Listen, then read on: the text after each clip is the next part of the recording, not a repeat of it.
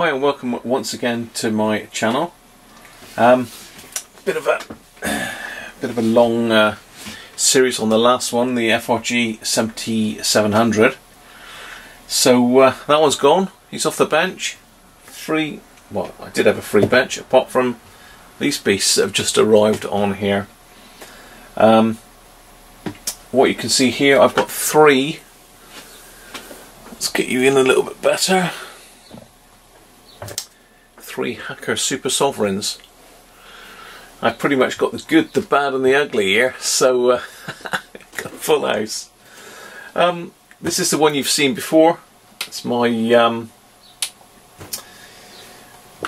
my sort of pretty mint condition Super Sovereign. It's the RP75, not the MB version. The MB version is slightly better again in that it's got a little antenna tuner built in at the top here. So you've seen this one before in my shortwave shootout videos. But reason it's up on the desk is I need to restore this middle one.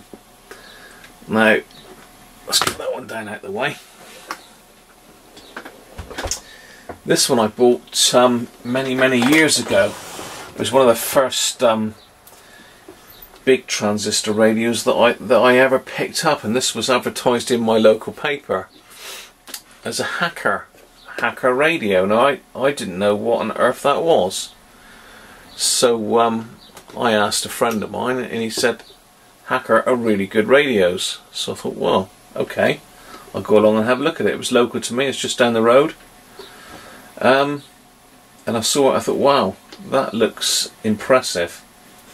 And as I say, I've probably had this for, oh, I don't know, it's got to be 10 to 15 years, must be, if not more. But as I say, it's seen better days now. It was left up in my loft for quite some years. It does need a full restoration now, unfortunately. It was in fairly good nick. A couple things on it. It hasn't got the original aerial. Luckily the painting on the front isn't too bad. I'll redo these white stripes, but all the lettering is intact, which is a godsend. All the lettering on the dial is fine. There is a little bit of paint here which I'm going to have fun removing. But overall, not a bad little radio, and it will come up really nice. The badge obviously needs taken off and repainting, needs a really good clean up. The timber needs refinishing. The timber on this end has got a crack in it. I'm going to take that off and see if I can fix it. If not, we're going to pinch one off Mr. Ugly here, which is, as you can see, is my parts radio. Wood is fine on this one, it's not cracked, probably not quite as nicely finished as the other bit of wood, so we'll see. This one's water damaged, it's the right state. I picked it up as a spare set for dead cheap, so it's worth its weight in spares, that one.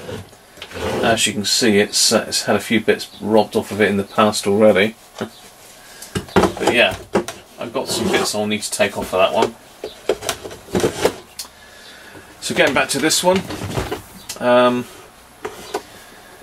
let's have a look. Serial number on it is 3359, so it's an early set. What this one is 4463, and my other one 2991. So they're all early sets. In fact, the best of the three is the earliest of all. Strange. Anyway,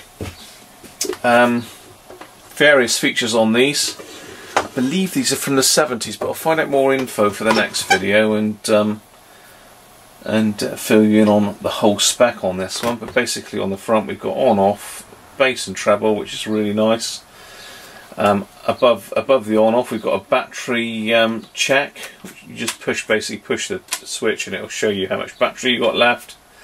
And also that's a tuning indicator as well, so that's a very nice touch. Extremely well built for one of the later hackers. Again, one of my favourite radios of all these are. I love these. You know, if you want to seriously listen to some radio, whether it's AM, FM, shortwave, you know, the sound quality on these is absolutely amazing. Now, some people prefer the Hunters and the Sovereigns, which again, yeah, really nice, but they haven't got anywhere near the amount of features this radio's got on it. So as I say, we've got two shortwave bands, shortwave 1 and 2. What meters are they? So that's 11 to 31 meters and 31 to 75 meters. So quite a nice long band spread on it. Usual medium wave, long wave. We've got FM. Unfortunately, only goes up to about 102. Might be able to tweak the top end of that a little bit.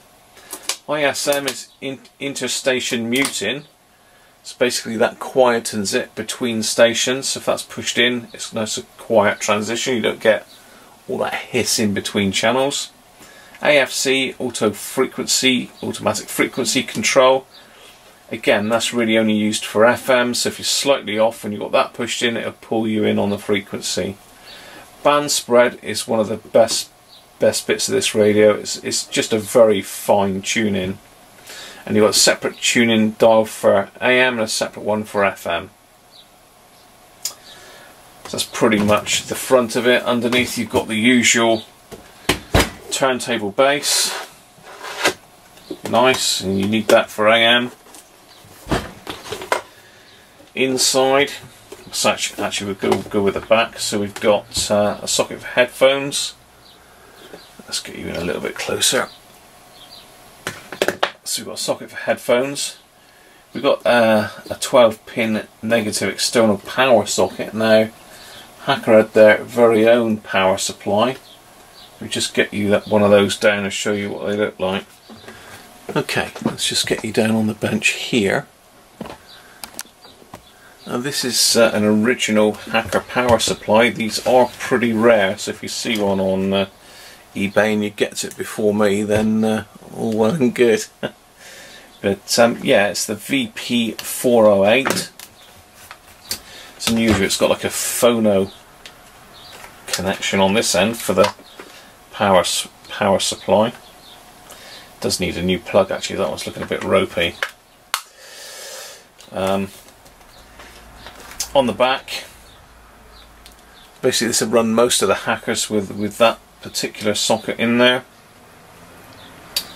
So it'll do 6 to 18 pretty much. You've got a little potentiometer there you need to just turn. At the moment it's on 12 volts. Looks it's probably this one I expect. Yeah, because this is 12 volts, a pin negative. So the pin is a little bit unusual than your standard pins in that it's let's just see if I can get you in there. It's actually shrouded, so as you push it in, it pushes that bit back to make the contact. Again, Hacker over engineering stuff, but whether any other pin would work in this, I expect it would, as long as you've got the size right on it. Let's just say just plugs in there, and away you go. I thought I'd show you that because, as I say, they are quite rare. If you ever come across one, then grab it because they are very well made. They're a proper linear power supply. Just looking at the details on this one on my iPad. So basically it's a multiband portable receiver, and the date on this service manual is 1973. This is powered by 8 cells. Gives you the spec on the bands and everything like that. Yeah, it's a special safety socket. Look. So a little bit of electronic information on it. So it's got 8 transistors in the tuner. It's actually got 2 ICs in it as well. 14 plus 3 diodes and 8 plus 4 diodes. I'm assuming that's pins, a 14 pin and an 8 pin It's got a Zener in it, Zener diode, 2 varicap diodes, 4 other diodes, and a total of 30 transistors and 14 diodes. And it's got the amplifier board with 7 transistors in it. Output some 1.5 watts and 2 watts peak speech and music power. So it's quite a hefty sound comes out of these. I mean, a lot of your more modern ones are like 500 milliwatts, so half a watt. Battery consumption, amplifier response. Yeah, a good bit of kit. So yeah, just thought I'd show you that. It tells you how to take it all out. I might need some of that actually, because I don't think I've ever stripped one of these out before. So let's get back up a little bit and we'll look in the back end of the thing. Let's say this is all going to come out. So again, a little bit mucky inside, that all needs cleaning up. Probably a bit of damp because it's been in the loft. No issues there. We've got the battery tray. Again, that needs the stickers replacing, which they're available.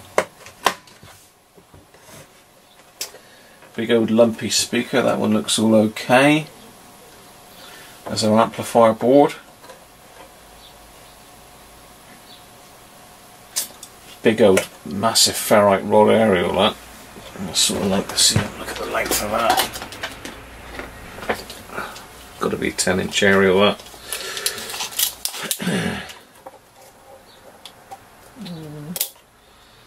Just over 9 inches, that ferrite, so it's a big old beastie of a ferrite in there.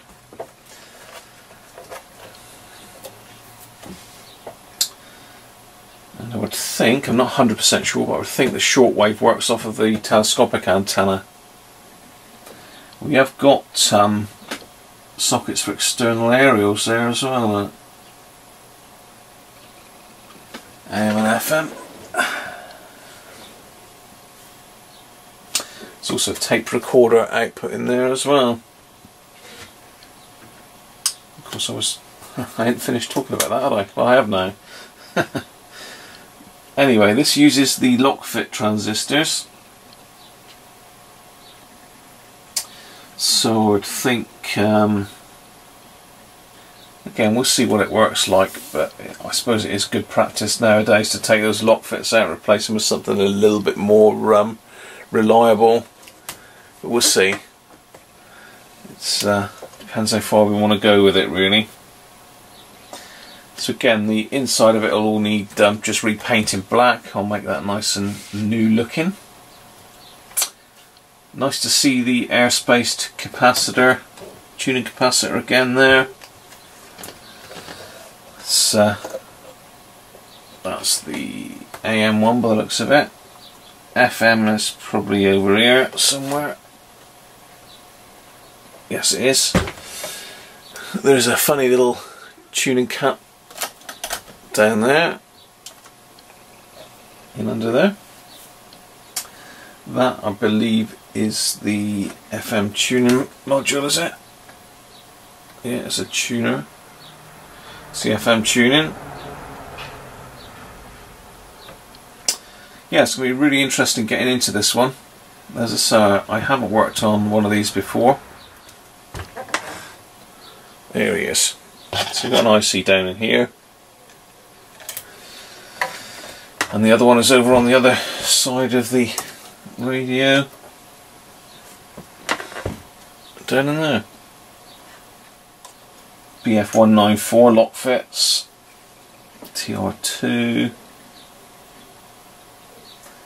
Yeah, it's all Philips electrolytics, so they may be okay, but I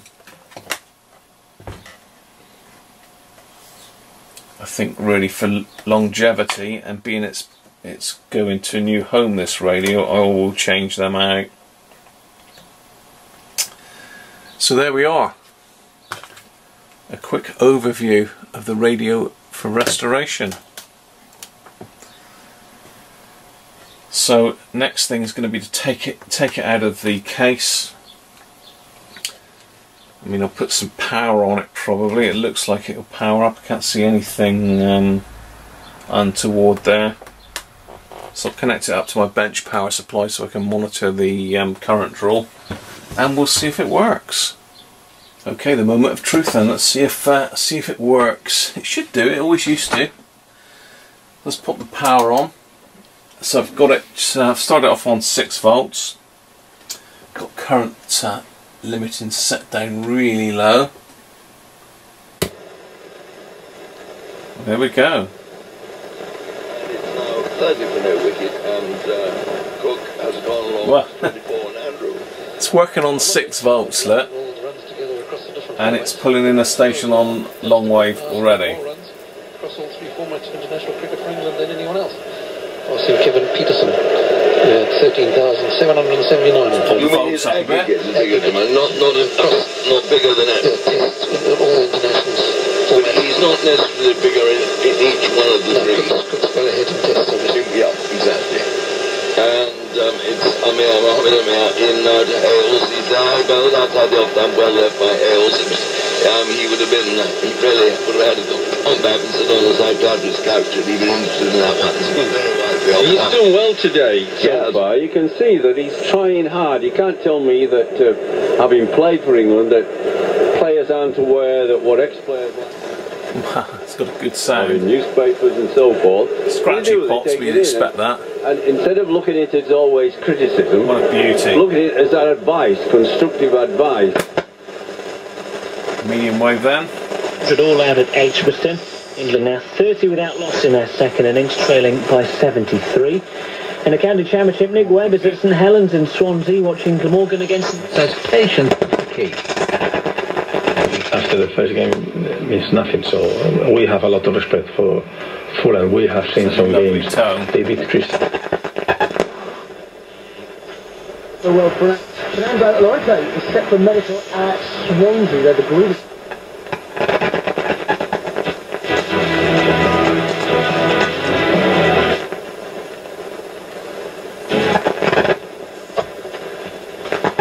Within British cycling, and a headline from the Rio Olympics already, South Korean archer Kim Woo-jin, 700 points in the ranking round 3. And there's ball-by-ball commentary.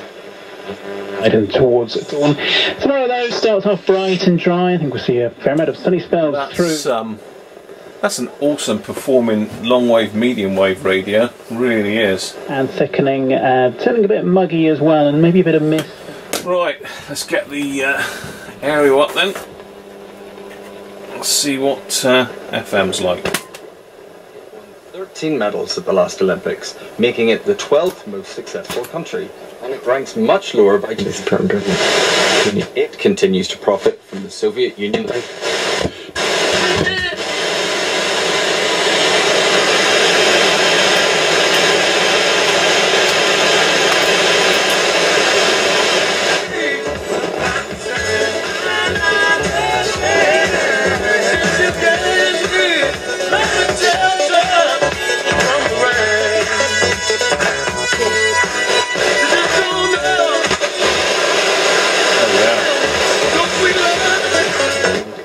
It's really an area that one should explore. You'll work it out. Don't worry. I look forward to it. It's one of the chacons? Yes, in D minor. Thank you very much indeed, Pavel. I'll let you make your way back to the keyboard. Pavel Kolesnikov playing live for us. Chacon in D minor by Louis Couperin.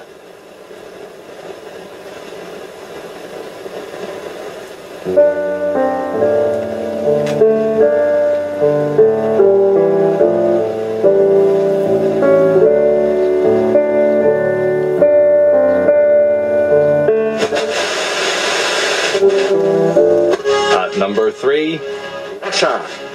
Number 4, the UK. And in 5th place, Bot. It's still there, and traffic is slow moving. Also in Plymouth on Crown Hill Road near the Parade Road, you've got reports of Chapel Porth, and every year they...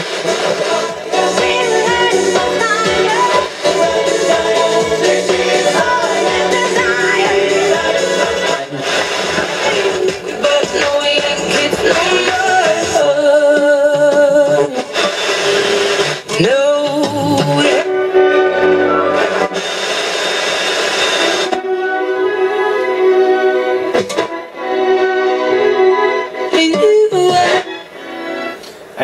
is really sharp.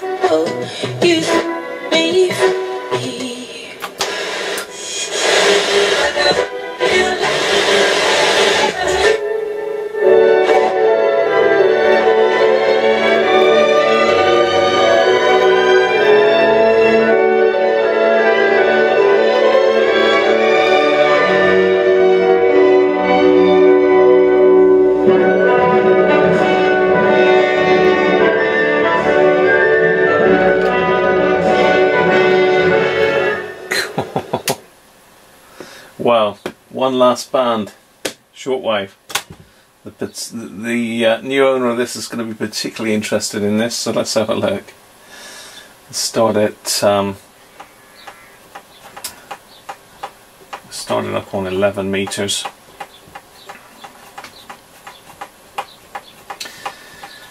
Incidentally, I did mention the power supply. I am connected up with a standard long reach jack. Let me just show you what that is.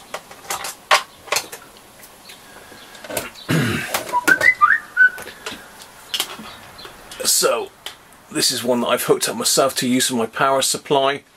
It's connected negative center pin. As you can see, it's quite a long spigot to get inside. If you're looking to get one of these, then you're looking for something that is about 15 mil long, the end piece, and I can't remember what the center. I think it's 2.1 mil center pin. Yeah, and I've just got a couple of banana plugs on the end just to plug into my power supply. So I thought I'd better quickly just show you that before we delve into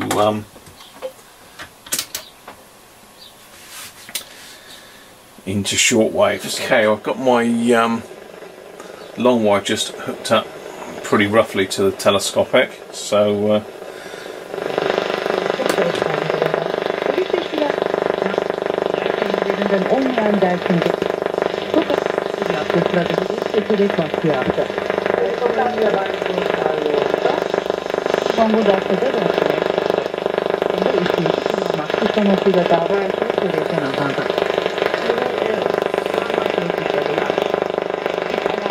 well, it's picking up stations.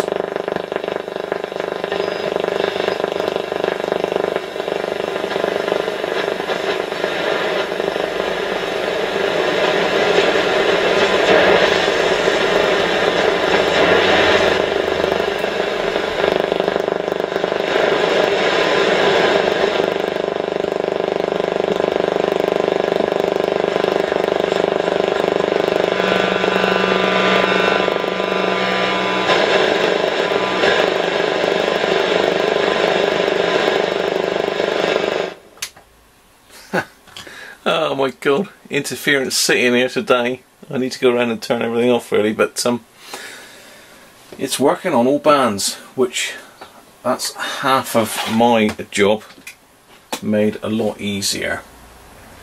So really I'll just be looking for components that ought to be changed to prolong the life of it. I think it would benefit from a recap. Whether we change out some of these lock fit transistors, I don't know, but anyway, at least we know it's working on that. I ought to try the battery supply really, but pretty much they're linked together, so that shouldn't be an issue. So next thing will be to get this beastie out of the case. As I say, if it needs any internal bits, I've certainly got my donor set here. And John, one of my subscribers on the workbench today, very kindly gave me some more station markers, which this one's only got 2 on it. Normally they got 4 top and 4 bottom. I've got a spare one on this set, and I've got enough to make up the 8, so that'll be that bit sorted, which is good news because they look nice with all their station markers. And I need to do something with that telescopic aerial. I'm not sure exactly what yet. I believe I changed that aerial years ago when I had it, because when I bought it the aerial was broken. and I have got a broken aerial in my donor set, so yeah,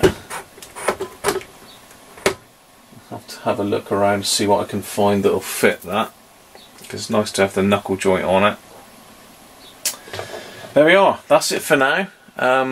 Just a brief overview and a quick introduction really. This radio really is going to get the works, so I'm hoping when it's finished it'll be, it's not going to be mint, but it's going to be pretty good, and it'll be working bang on. Thanks for watching. If you like it, give me a thumbs up. Any other videos that you fancy, any radios that you would like to see, let me know. If I've got them, I'll put them out there for you. So catch you on the next video.